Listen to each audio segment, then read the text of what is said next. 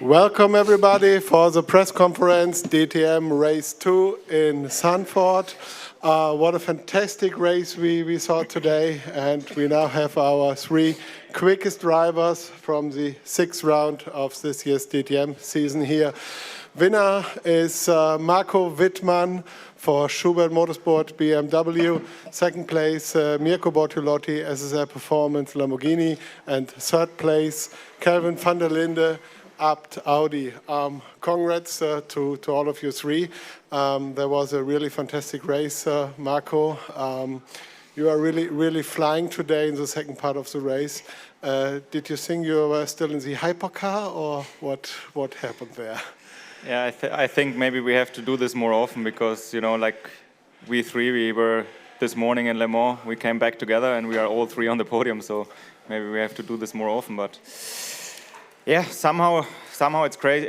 What a crazy race, to be honest. I mean, starting from P14, I had a very good opening lap. I already gained 5 positions when the race got red flagged, so I restarted already on P9, and obviously I had a bit of this tire advantage because I was starting on new tires, and all the cars around me were obviously on used tires, which brought me then, once the race restarted, back, or I could gain another two or three positions, and then, yeah, quite pretty much all cars pitted, and I just decided to stay out, had a good pace, could really do my laps by my own.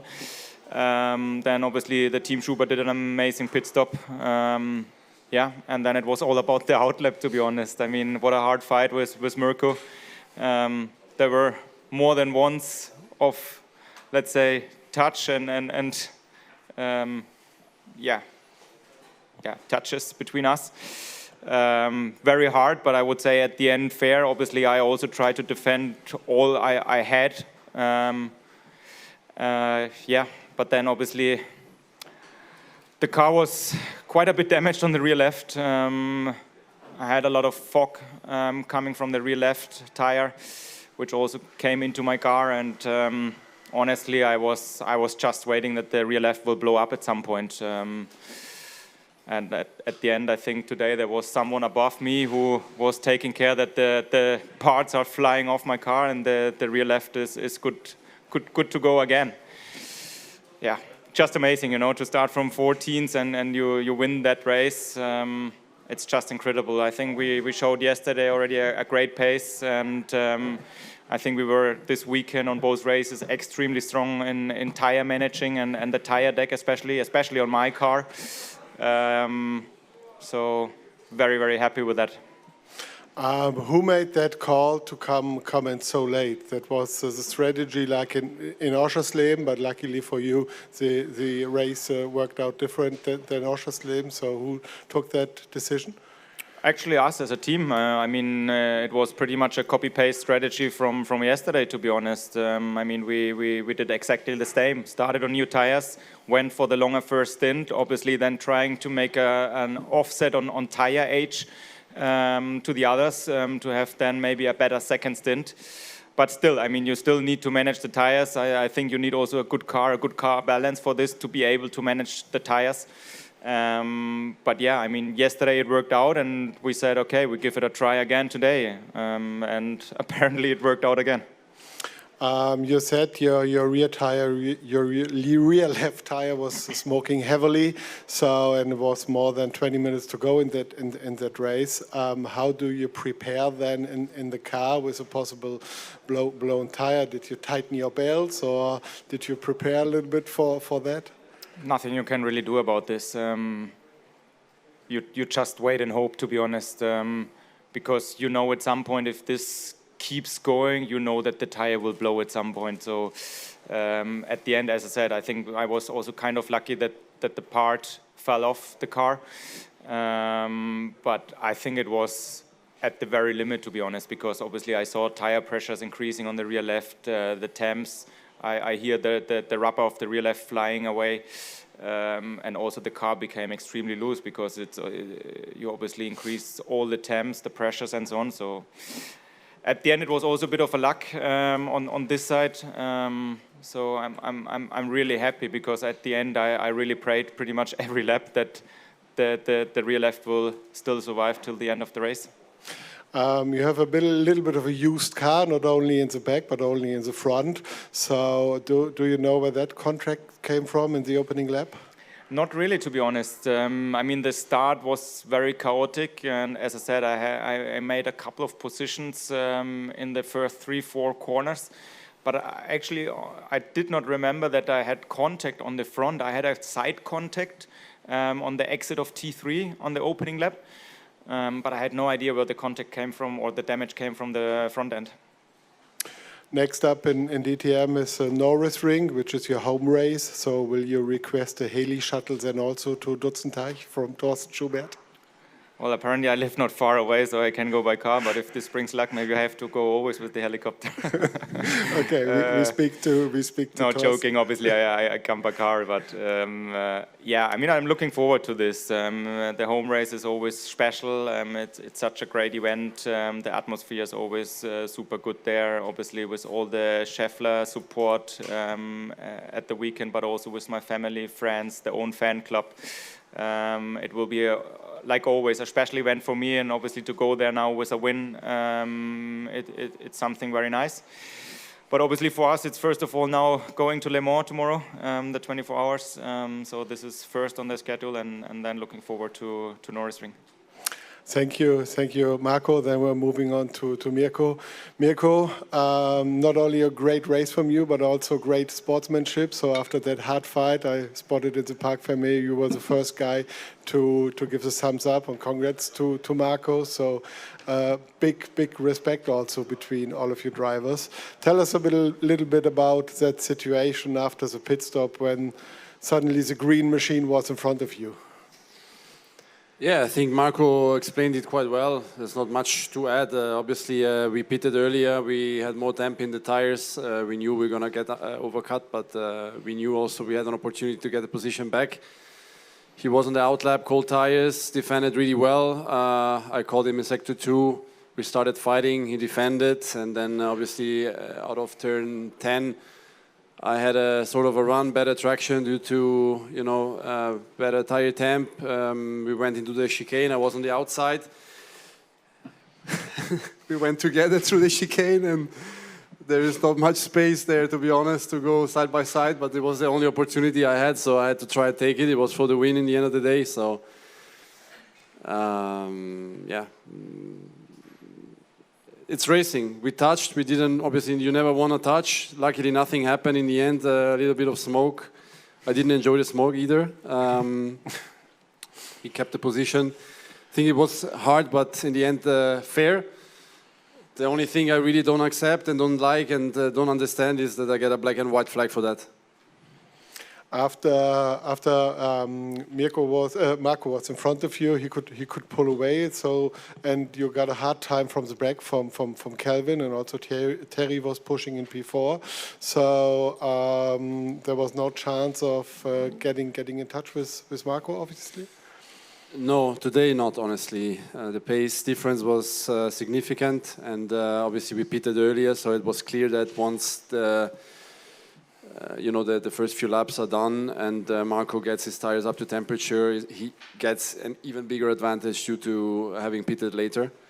So it was clear at some stage that there was no chance. And honestly, I mean, yeah, if I look at the beginning of the race, getting the lead in turn 1, leading most of it until the situation we just described, obviously you're a little bit disappointed because you want to win the race. That's clear, no? But if I look at the last 5-6 laps, in the situation I was in, I can be really, really happy with that. Having, Kelvin and all the other drivers behind pushing me once again along. I was fighting my rears basically the whole track like crazy, something I've never seen before.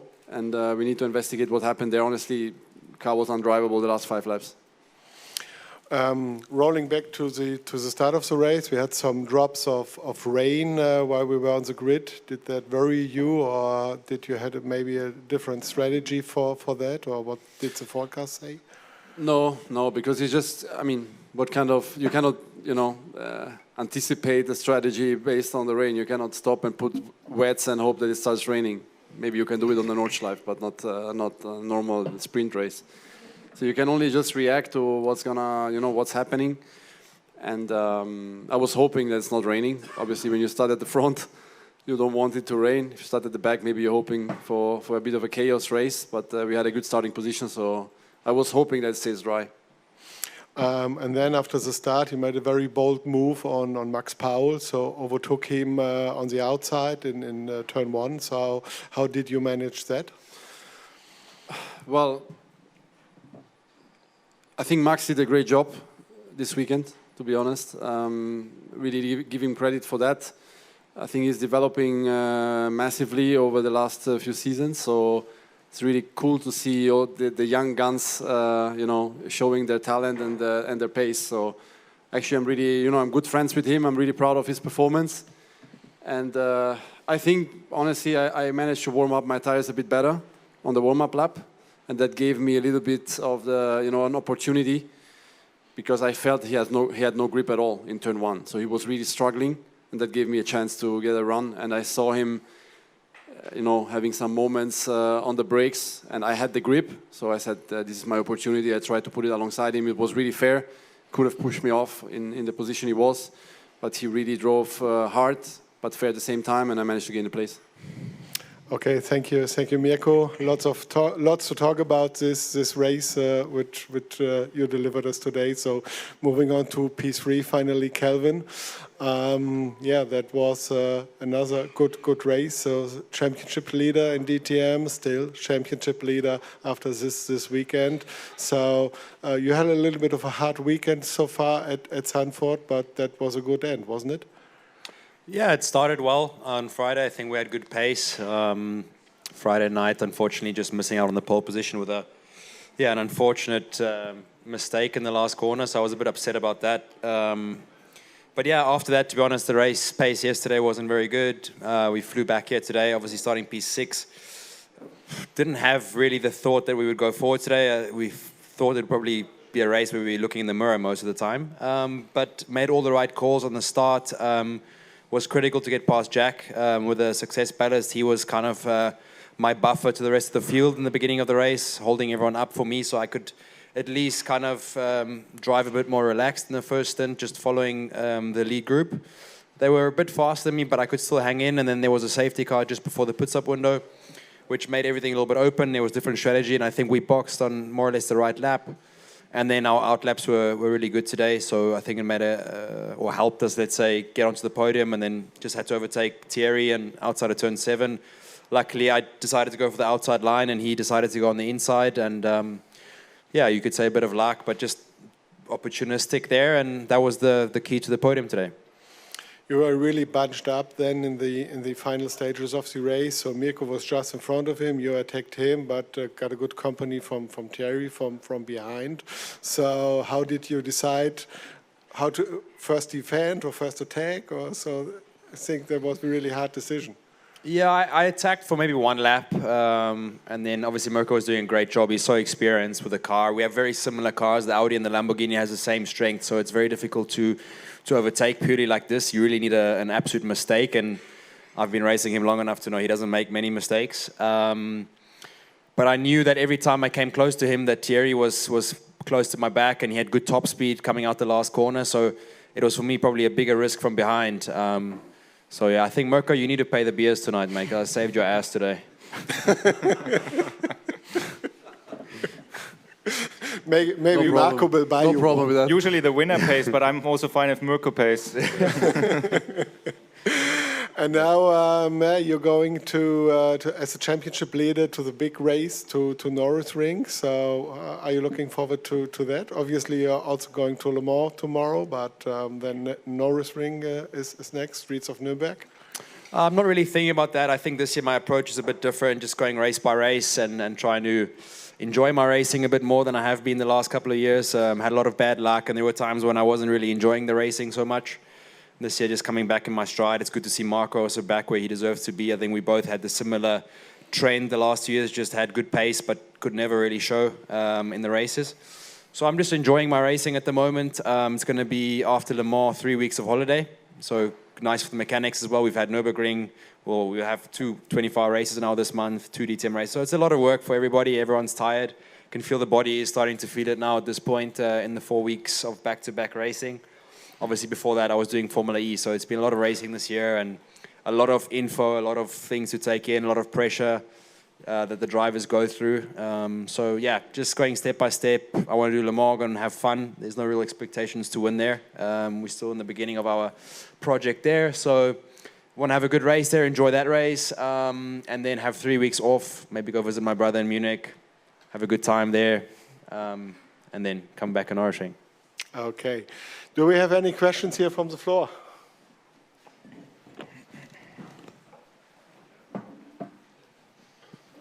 Great race, guys. Cheers for that. Marco just mentioned how he was basically praying for the tire to hold up and the amount of smoke it was kicking up. You were right behind it. This is a tight track. This is a very fast track. Were you mentally steeling yourself for the idea of a tire going pop right in front of you at speed and you having to avoid it? And how was the visibility? No, you never hope that something like that happens, honestly.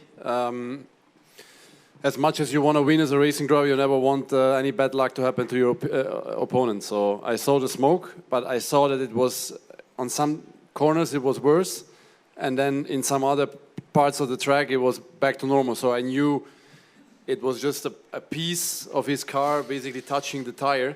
And as he mentioned, he lost quite some pieces in a lap. So that cleared him from the issue, and yeah. I wasn't worried that much that the tire would blow, to be honest. I wasn't worried and I wasn't hoping it. And the visibility? Visibility was okay. The worst part was the main straight. Obviously highest speed of the track. But no, not a problem at all. Further questions from the floor? Chris? First of all, good luck, all three of you, next week. Enjoy it. Hope it goes well. Quick question for you, Marco. Thanks for a great race, all of you. Not sure if my voice is more destroyed or your car, but I just wanted to ask you, after all your wins, and you've won from low grid positions before, but where does this win rate for you because of what's gone before, you know, the bad luck at Oschersleben, the bad times that you've had in the last couple of years? Difficult to say. I mean, I had a lot of good wins in DTM. Some are obviously more emotional, some less. But obviously the last years were not so easy for me personally. Also here and there, as Kelvin mentioned, sometimes also not the luck on my side. So obviously it's just nice that I'm back on the top step, especially after such a race, which was a hard fight, you know, good battles out there. Also a very good battle with Mirko, as mentioned before. So obviously, you know, it's not a victory where you maybe have a huge pace advantage and you start on P1 and just drive off and you win. Those ones are maybe, let's say, the easier ones. But yeah, I mean, I would rate it relatively high. Obviously not the most emotional one, because I think still the most emotional win for me was at my home race at Norrisring. But it's definitely a good one. Further questions from the floor? No. Yeah.